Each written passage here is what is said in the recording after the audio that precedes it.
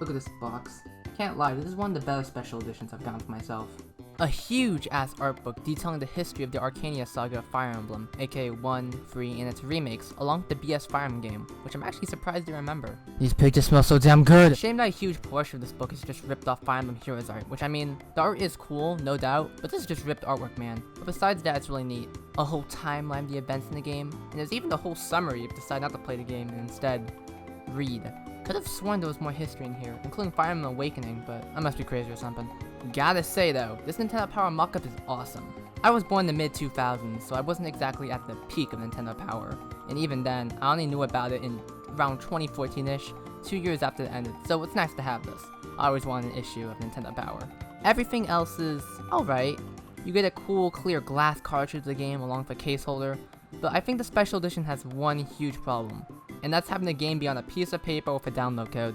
I really hate when companies do this. I can sort of understand the game in question is extremely huge and requires a download, but this is an NES game we're talking about, or Famicom game if we're technically speaking.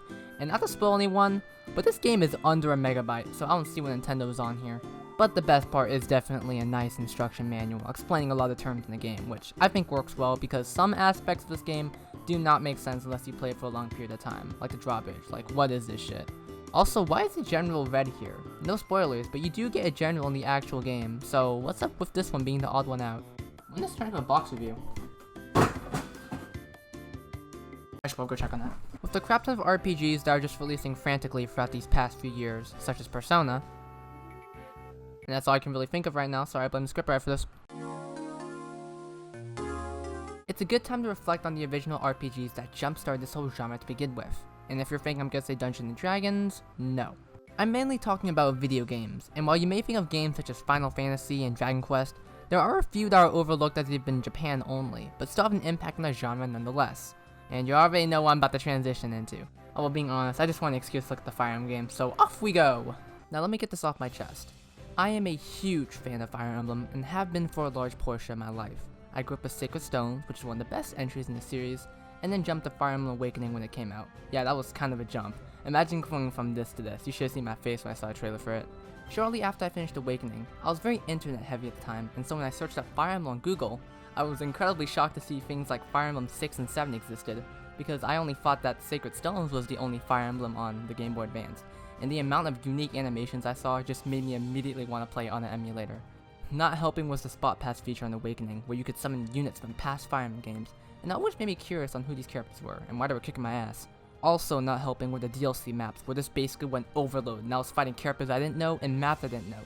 And to any other Fire Emblem fan, this would be perfect fan service, but this was like my second Fire Emblem game, so I didn't know what was happening, but it looked cool nonetheless. Now, in 2020, this is where I really got back into Fire Emblem, where I started essentially binging the games. By this point, I had already finished Fire Emblem 6 and 7, so I played Path of Radiance, an amazing game, and then its sequel, Radiant Dawn, which was... And then I played Genealogy of the Holy War afterwards, because I see you guys, your fandom's slowly growing, talk about on Twitter, I don't want to miss on this. But after I reached chapter 3 or so, this is where I stopped playing, because this is at the point where I wanted to do a Fire Emblem review series. And that was in October. Yeah, I blame it on Genshin Impact. That game has been taking over my life for a while now, and hey, I'm doing daily commissions as I'm making this. Hey, get back to work. No! Now, Fire Emblem has been in control at the helm for as long as the world existed by a company named Intelligent Systems, and their history is very closely connected to Nintendo. The company arose when Gunpei Yokoi, who you might know as the creator of the Metroid series, along with many other members of Nintendo's Research and Development 1 division, branched off into its own development team. Despite the split off, they were and still are connected to Nintendo. If you look at their track record, you won't see a single console or handheld that isn't Nintendo's. Although, nice surprise, they worked on Mario Bros. In the original Duck Hunt. And besides Fire Emblem, Intelligent Systems also has the Paper Mario series on its back, along with WarioWare. Pretty good track record. Their correlation to Nintendo is actually kinda similar to HAL Laboratory now that I think about it. Intelligent Systems first got their jumpstart when Toru Narihiro, a programmer, was hired by Nintendo to help port Famicom disk system games over to the NES, as the Famicom used floppy disks while the NES used cartridges, so it took a bit of work to translate those games over. He's the reason why we got games such as Metroid and Kid Icarus over to the NES, although they had to remove the save system and instead replace it with the password system, so it's debatable whether these are good ports or not. But anyway, now even though I gave you a brief history on the origin of Intelligent Systems, there are many conflicting reports as to whether which story is true. Some sources say that it was created when Gunpei Yokoi branched off alongside members of Nintendo's R&D 1 division, while other sources claim that the whole company started when Toru Narihiro was hired by Nintendo, and then later on the company expanded. For the sake of this video, I sort of combined the two stories as I wasn't fully sure how to explain it. Although if anyone can verify either side of the story in the comments, that'd be nice. Now in 1988, Intelligent Systems released a game called Famicom Wars, a strategy turn-based RPG, and it may sound familiar to some of you. You most likely know of the Wars series with its Game Boy Advance sequel, Advance Wars, and hey, it's getting a remake release soon. How nice. The Wars series is the precursor to the Fire Emblem series and is considered basically the modern day version of Fire Emblem, in terms of setting of course. Development of Fire Emblem started shortly after the release of Famicom Wars, as developers want to take the RPG mechanics of what they had with it and transform it into something more story heavy, making the player feel more involved.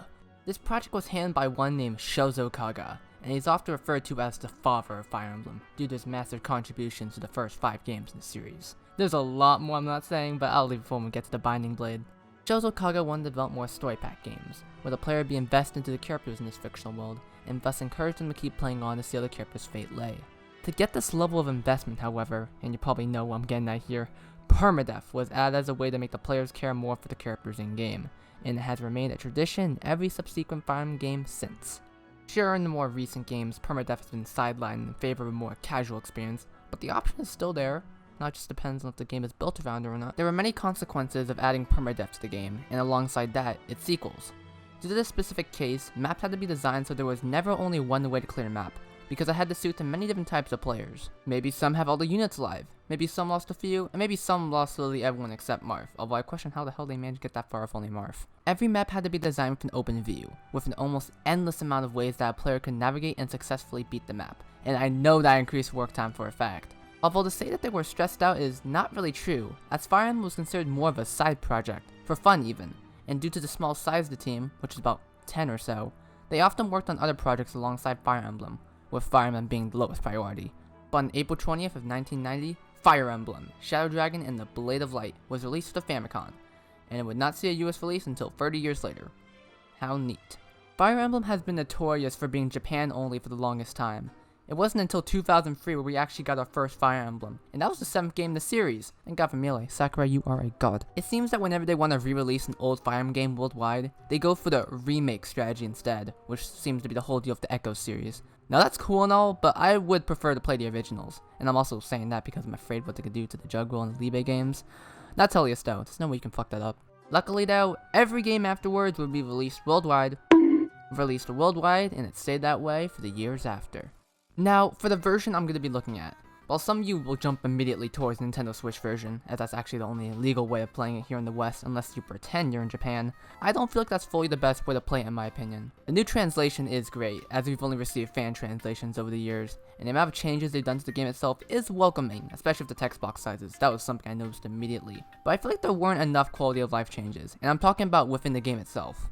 Sure, you have save states and a time rewind feature, which is very handy for those coming from free houses, but in terms of the actual gameplay itself, it still suffers from its original problems. For example, equipping items uses up your turn, giving items to other units also uses up your turn immediately. The convoy system is entirely messed up. If your inventory is full, then you aren't able to buy any more items and have to go to the storage to make yourself empty before being able to buy another item. It's not like how it is in future games where if you buy an item and your inventory is full, it immediately gets sent to the convoy. However, when a thief unlocks a chest and your inventory is full, that item gets sent to the convoy. Huh? The changes we got were nice, but we deserved a whole lot more in my opinion. It's the same feeling I have with Super Mario Sunshine, the 3D All-Stars collection. We got the widescreen, but what about a blue coin tractor? That'd be nifty as hell. Speaking of that, both this game and 3D All-Stars also suffered the March 31st curse, making them unbuyable after that date. Call that another reason for not playing the Nintendo Switch version. You can't. Plus the fact the game has a 2x fast forward button. Nuh-uh. 2x does not cut it in the slightest. Even when in 2x, I still feel like I'm watching a Fire Emblem 4 turn, especially in the later chapters. I'm not calling this version a bane against humanity. It's a perfectly alright version, and it's the most accessible version to the general public. But I just feel like they could have gone above and beyond for it, and I just personally stick to emulation. Some would say that's the charm of it, but when the game is slower than a snail, then no. I don't really have a problem with emulating games I already technically own, as I feel it's completely legal. As for Guide, Mystery of the Emblem, Genealogy of the Holy War, Phrasia 776, Binding Blade, New Mystery of the Emblem, well, plus with emulation you can do stuff like speed up. Like so. Just for clarifying, I won't be using save states and such, as I feel that's cheating obviously, and that goes for every game I review in the series, besides like Fire Emblem 4.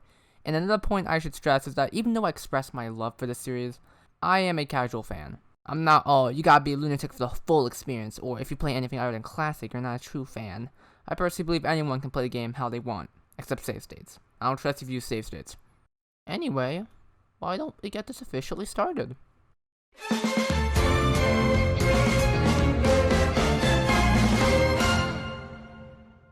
Now, I know I put a spoiler tag, but I don't think the story is anything to get hyped over, considering this is an NES RPG, but the story is as follows. Take up your sword and cleave a path to victory. After 100 long years, the Shadow Dragon Medius has reawakened, and the... Okay, let's actually talk about the story. The continent this game takes place in is called Arcania. 100 years ago, Medius, the Shadow Dragon, along with the Dollar Empire, swept through Arcania, almost single-handedly taking it over. But due to a man named Henri, who came from Altea, he was able to wield the legendary blade Faustion, and successfully take down Medius and bring down the Dollar Empire. Throughout the next few decades, more countries would rise, and Henri was deemed the first king of Altea. However, 100 years after Medius was defeated, he came back. Or something. I thought they killed him? I guess he just metamorphosized back or something, I guess, but he began rebuilding his Dollar army, and together with the help of Garneth, an evil magic user, began another war against Arcania. Cornelius, the current king of Altea and descendant of the hero Henri, marched in the battle with Faustion, but is betrayed by the nearby Gra kingdom, who suddenly sides with Dollar. Faustion is lost, and Altea is only left with Cornelius' son and daughter, Marth and Elise.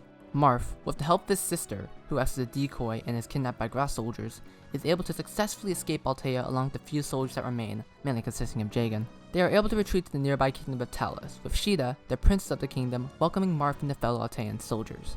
A few years later, just as Marth turned 16, Jesus, he's 16, he's going for this much shit already? Not as bad as Young though, he was like 9. Just as he turned 16, pirates invade Talus, with Sheeta fleeing to Marth's aid. These past years he's been training though, and he's ready for revenge. After defeating the pirates, he's told by the king of Talus that it's time for him to set off on his journey to defeat the Shadow Dragon Medius, deal with Garneth, and take back Altea, and Arcania as a whole. So, he does just that. He has a goal, point A to B, save Arcania, but to say it's a straight line over to B would be oversimplifying the plot by a huge amount. It's more like... Marth begins his journey by helping the locals defeat some pirates and bandits that are causing havoc. Expect to see that a lot at the beginning of Fire Emblem games. These bandits are always used as beginning fodder. I almost feel bad for them. Throughout his bandit massacre, Marth discovers Lena, and not spoiling anything, she breaks this game in half. Marth's next stop is Aurelis, as it's one of the kingdoms that is currently against Dollar. There he meets with the prince of Aurelis, Hardin, and he is accompanied by the princess of Arcania, Nina. Yes, within Arcania, there is a place named Arcania. It got blown up and taken over the game happened before I suppose. Marth is able to help Aurelis against the forces of Dollar, and Hardin lends his support towards Marth's army. After retaking the castle of Aurelis, Nina gives Marth the Fire Emblem, an item which can unlock chests and stuff. I mean, it's pretty good for unlocking chests, but I mean, I guess it can also seal the Shadow Dragon Medius, that too.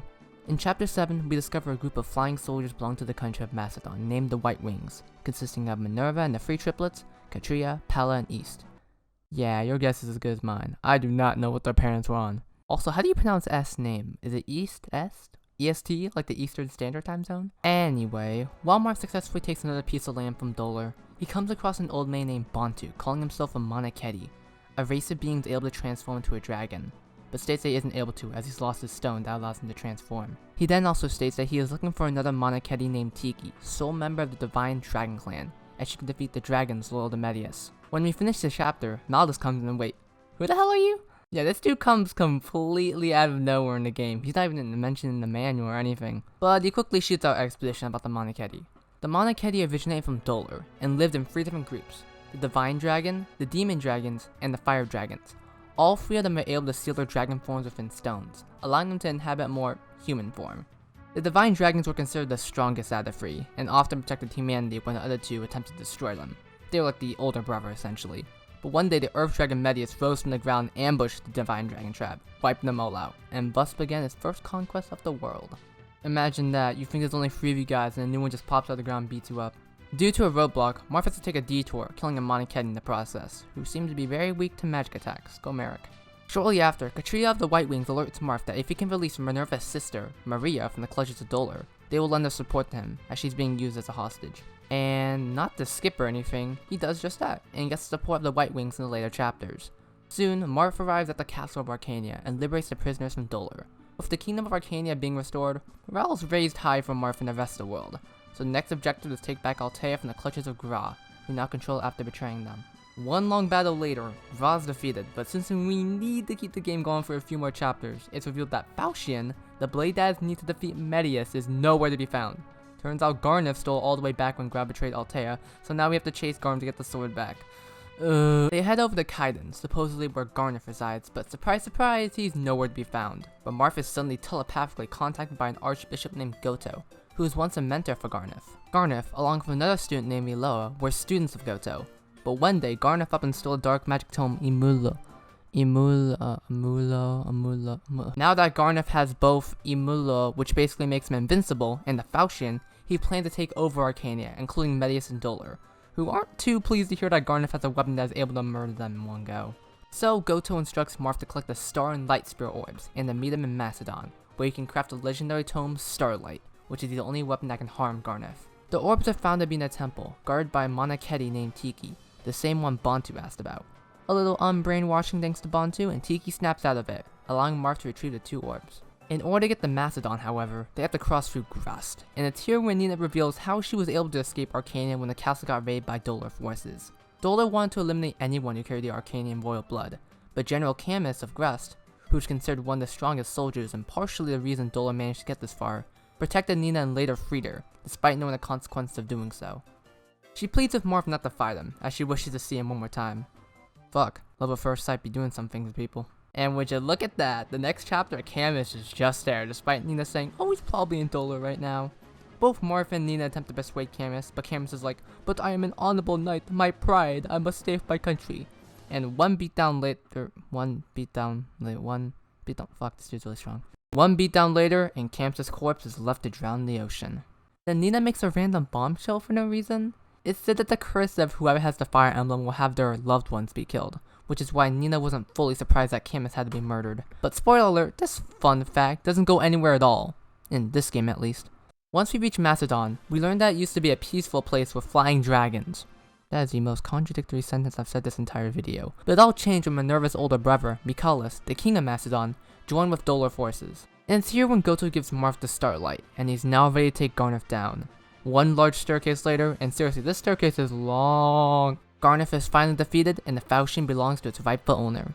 Oh yeah, Marth's sister Elise is here, who appears out of thin air and was held captive by Garneth. The reason for this was because Garneth wanted to utilize a staff given to Elise by Goto that allows her to resurrect a fallen ally, which in-game you can just resurrect the dead ally, which is kinda cool.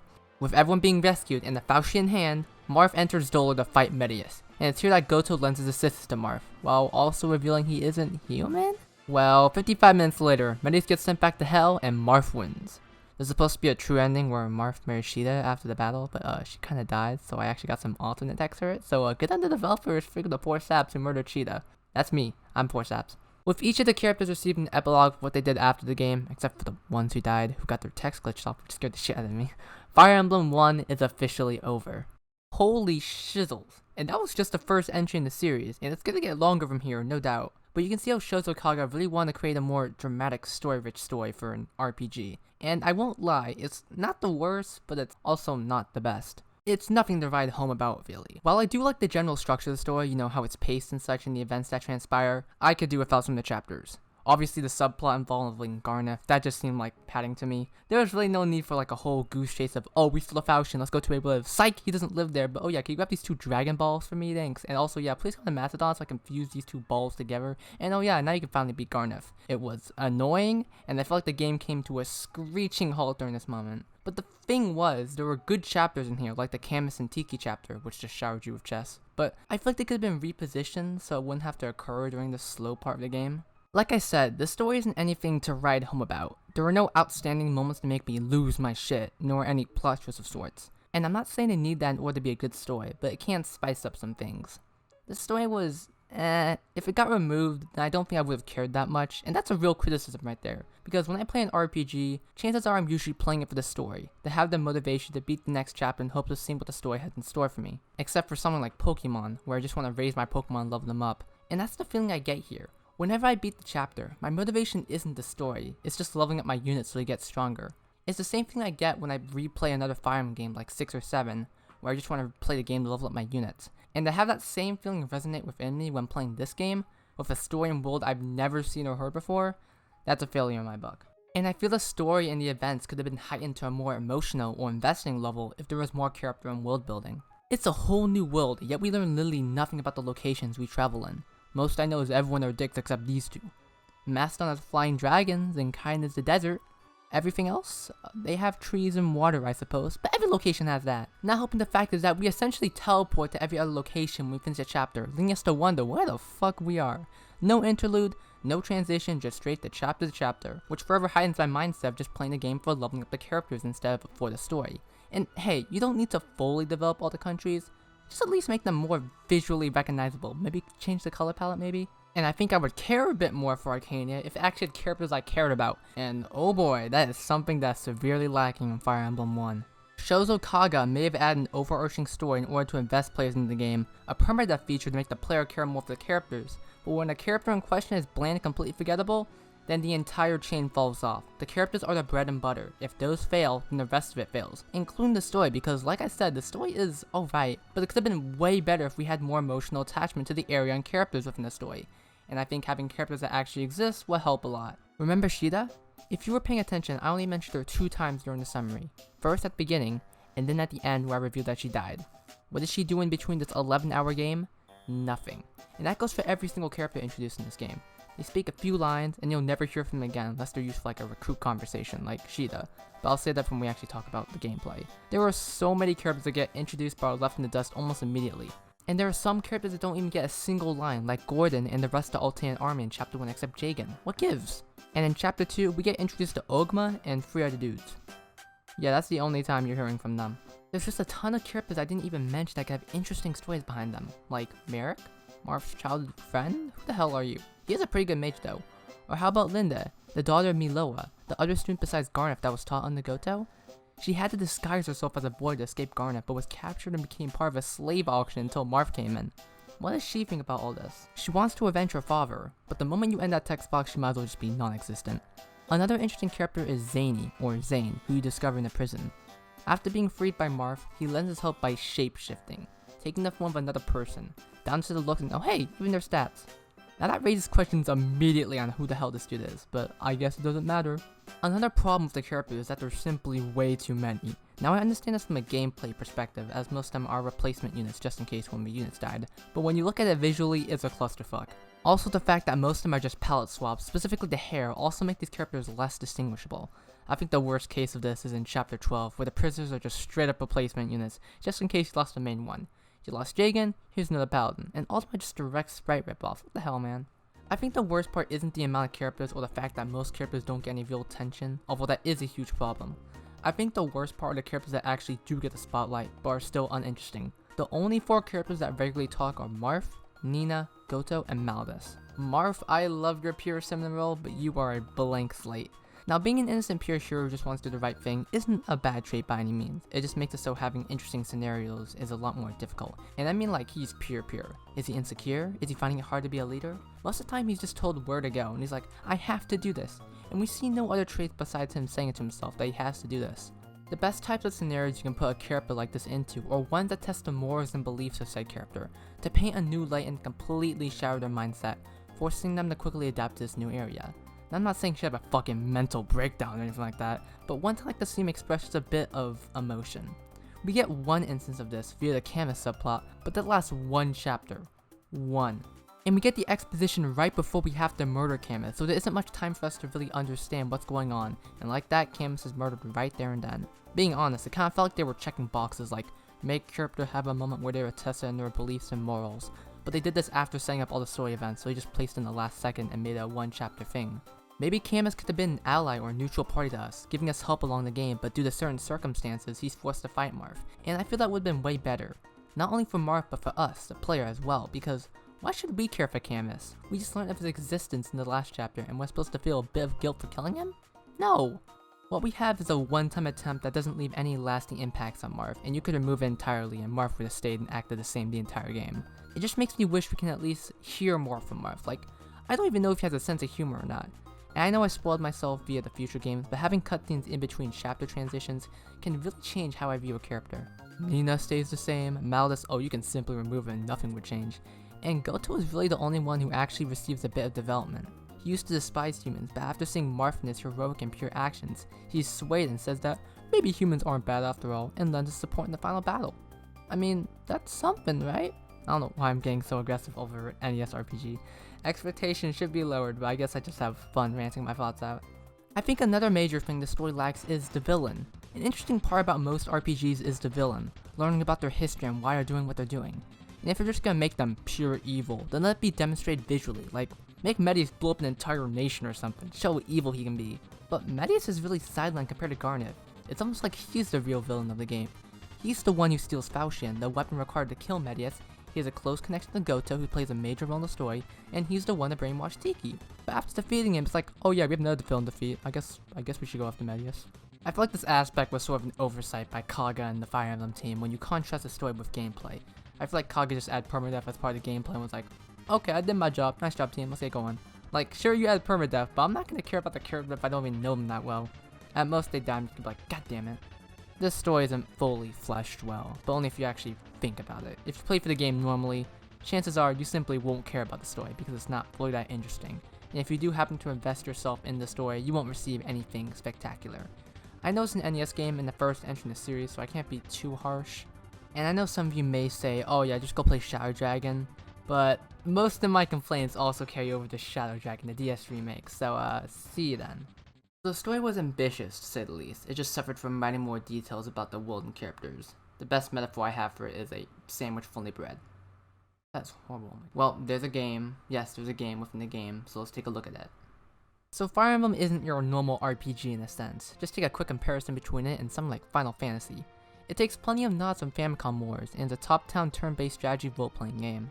Every chapter will begin with your turn, where you control the units in blue, commanding them to move and fight. After all your units are moved or you end your turn early, it's the enemy's turn for them to strike. Now, every unit isn't the same of course. There are multiple classes in Fire Emblem, ranging from a cavalier that rides a horse to a heavy armored knight, and of course, cavalier can move farther in a turn because they're on horseback. Some classes even have weaknesses, such as the Pegasus and Wyvern Knights. Other classes have special perks, such as thieves who can open chests without keys. Along with multiple classes, everyone has individual stats. Most of them are pretty obvious, like HP represents your health, but there are some that do need explanation. Skill represents the accuracy of your hits. The higher it is, the likelihood of you hitting the enemy is increased. Speed is self-explanatory as it increases the chance of you dodging an enemy's attack, but if your speed is also higher than the enemy, there's a chance you can actually double attack them. Luck is a complicated one as it affects multiple things, but for this game, it mainly affects the chance of critical hits alongside dodging attacks.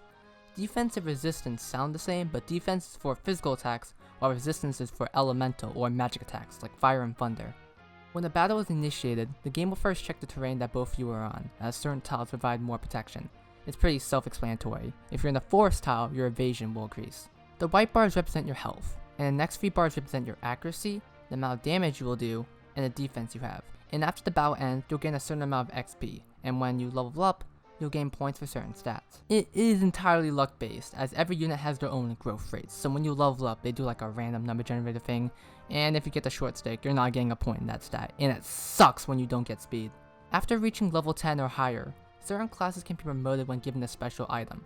For example, a level 10 or higher cavalier can use a knight's crest to promote into a paladin, but a mercenary, let's say, can't use a knight's crest and instead has to rely on a hero's crest to promote themselves into a hero. Promoted units often gain stat bonuses, such as the paladin moving farther, and can sometimes even use new weapons and equipment. Now, to give this game a ton of credit, it established most of the working formula that will appear in all later entries, and although you can tell it took a lot for them to squish all of it into a Famicom cartridge, the effort is definitely shown. Glad to know mercenaries are still jumping little dipshits, but the groundwork was all laid out in this game.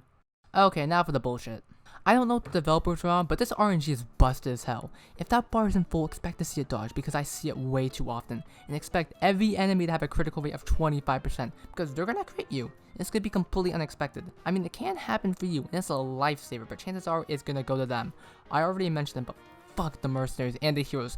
Oh god, the heroes, they're jumpy little shits. Always can double units, and they're always equipped with freaking silver swords, so your armored units, which are usually used as shields, get murdered instantly. And because they're armored units, they have low speed, so they also get doubled. Please, for the love of god, only use swords in this game. Lances are jinked as all hell. I don't think I've gotten a single hit with them. And axes are really downplayed in this game.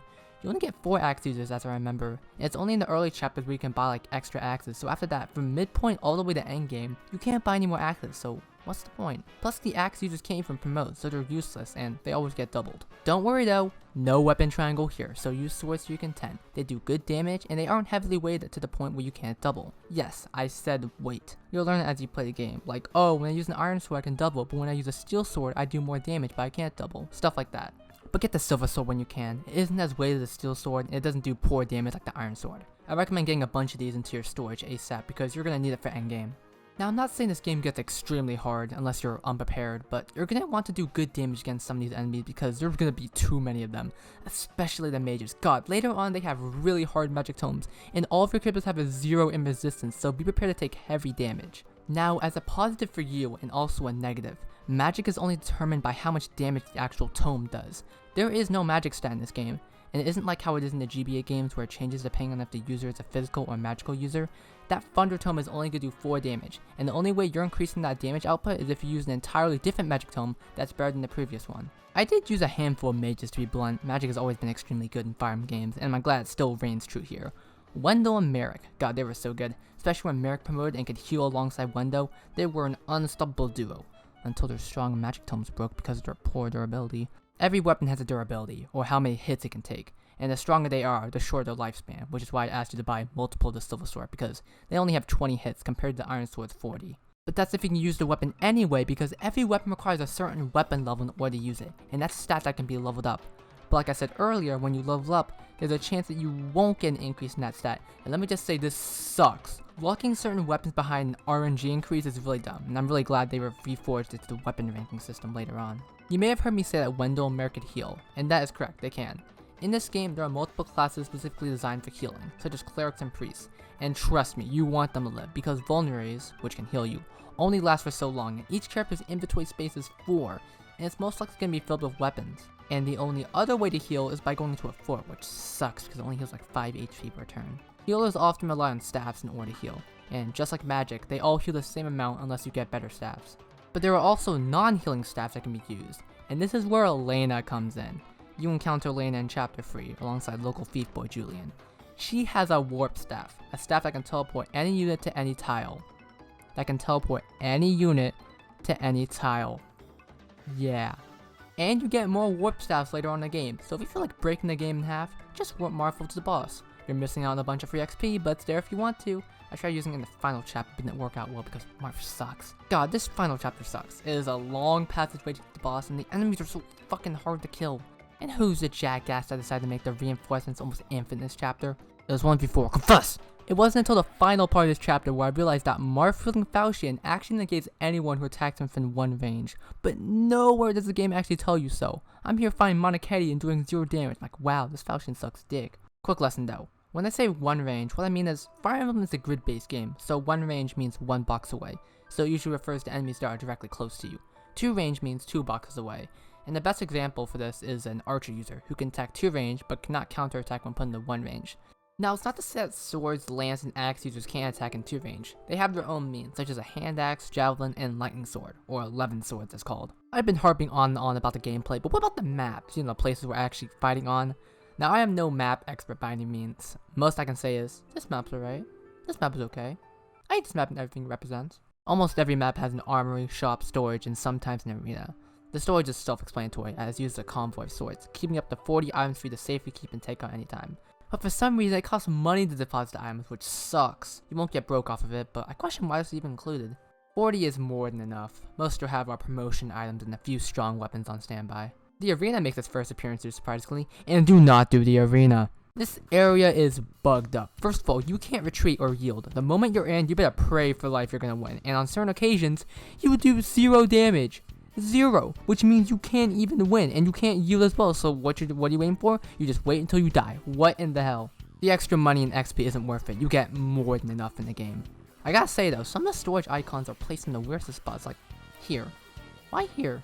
Honestly, most of the chapters I hate are either when it's so fucking big and I have to travel across the country just to attack an enemy, or it's too crowded. It's like one large pathway from like one tile, so everyone's clumped together, and when the enemy attacks, they only attack the person in front, so the only one that gets XP and the others just behind. I hate these kinds of chapters. Chapter 16 is definitely a highlight. I love the two branching paths it takes, and the fact that you're forced to split into two different teams to get to the village before the thief does and blows it up. Ooh, it's good. I also love the fact that you're only able to recruit one out of the two villages, as both have a hate bonus for each other. Alright, recruiting! I almost forgot the most important part about Fire Emblem, the recruitment. Yes, within most of the chapters, you are able to recruit more characters to your party, either within the start of the chapter or through villages, but this also applies to enemies. Yes, some enemies can actually be recruited. It's pretty obvious who can be recruited, as they always give special text when fighting you, and they always have a unique name as well. But yes, you can recruit some enemies in this game. As for finding out which character you need to use to recruit said character, there's usually context clues you need to look out for, or you can use a guide, doesn't matter to me. This idea of recruiting allies from anywhere, even the enemy ground, was always a cool feature to me, and I'd always wondered which character I could recruit next. And whenever there was a character that seemed like they could be recruited but not, it always made me angry and I thought I was doing something wrong. I'm looking at the Camus archetype, the type of person you think you can recruit but can't. This game did start a lot of archetypes, or tropes as some people call them. The Christmas Cavaliers, the promoted unit you get at the start of the game which can help you easily but you don't want them hogging all the XP, the green hair mage, the female cleric, tale as old as time as some would say. But not gonna lie, it did make me feel at home because I played other Fire Emblem games with this exact trope. Back to the maps, most of them are serviceable. I've already talked about the ones I really dislike, so there's not much to go off there. But I really enjoyed Chapter 10, how you basically plugged up the prison from the southern side, and had to go for the northern side to sort of sneak up and assassinate the boss from there. One negative I will have towards all the maps is that the goals for each chapter are exactly the same, except for the last chapter, but that's the last chapter. Every chapter will have you seizing a castle or a throne, and a boss will always be waiting on top of it. There is no variation of this in the slightest, it is the same thing over and over, which can get really repetitive. Honestly, a really fun part of playing Fire Emblem is simply just leveling up your units and seeing them get stronger. That was one of my main motivations playing this game, because like I said, the story didn't fully intrigue me. And what helped was that every unit had potential and use. It wasn't like one unit could just do all the dirty work, no.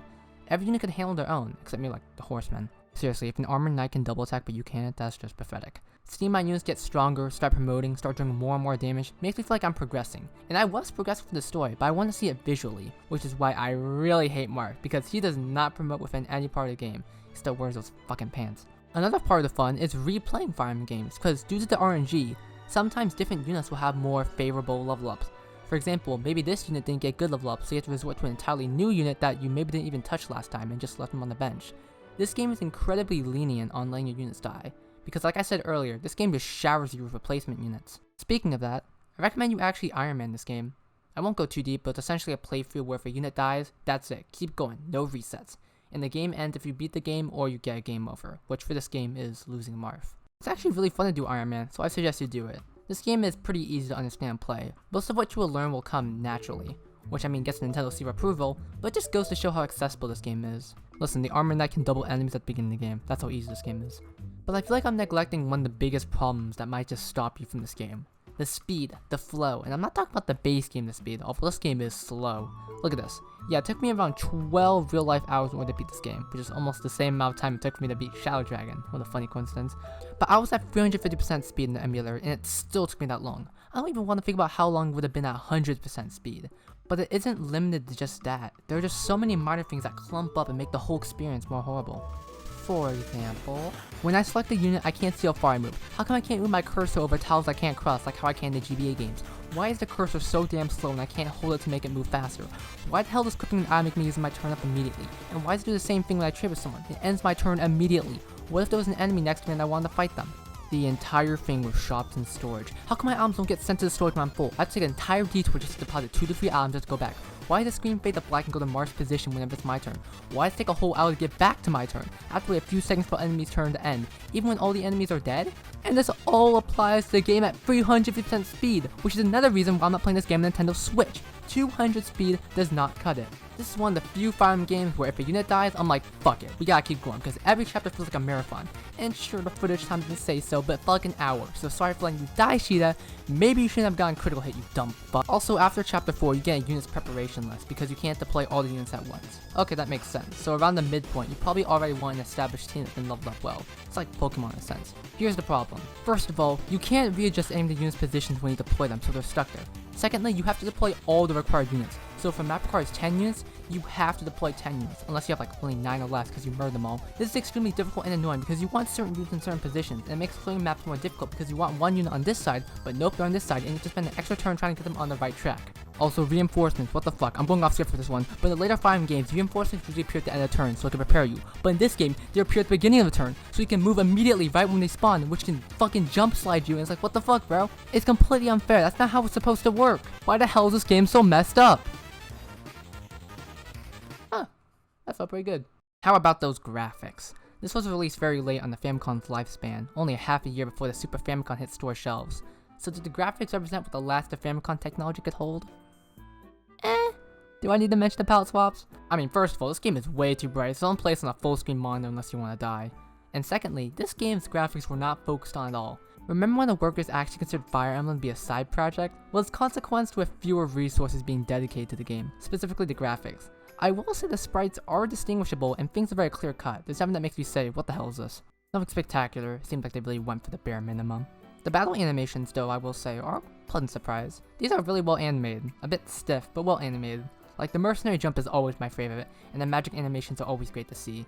They all have that animation charm that the GBA animations have in a way. Although after the first few chapters, I disabled battle animation because I wanted to keep my sanity throughout my playthrough. The music though? Oh man, it may be shitty NES hardware, but this music is awesome. The iconic Fire Emblem theme at the start. The recruitment theme. And the 3 other tracks. Yeah, there's like a few tracks in this game that I remember, and I kind of fast forwarded them so I didn't get a chance to listen to them that much. I fucking hate the music that plays whenever the boss is defeated and you're trying to get Martha to the throne because the theme fucking loops every 15 seconds when it goes back to your turn. By itself, the track isn't that bad, but it will be stuck in your head. I'll listen to the premium arrangement any day.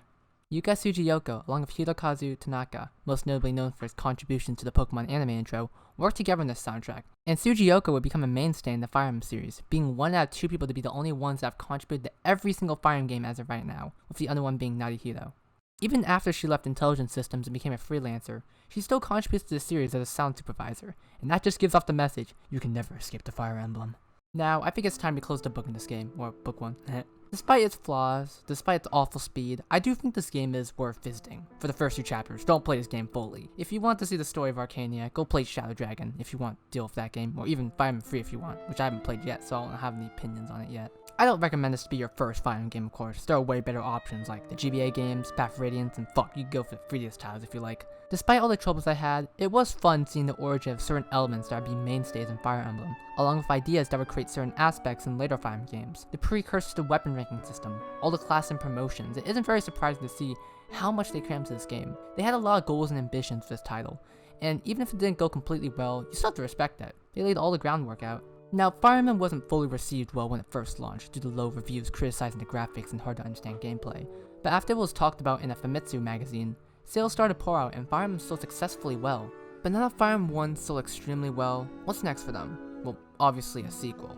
And this one will be released March 14th, 1992. Ooh, with the new technology, whatever could they make its NES game?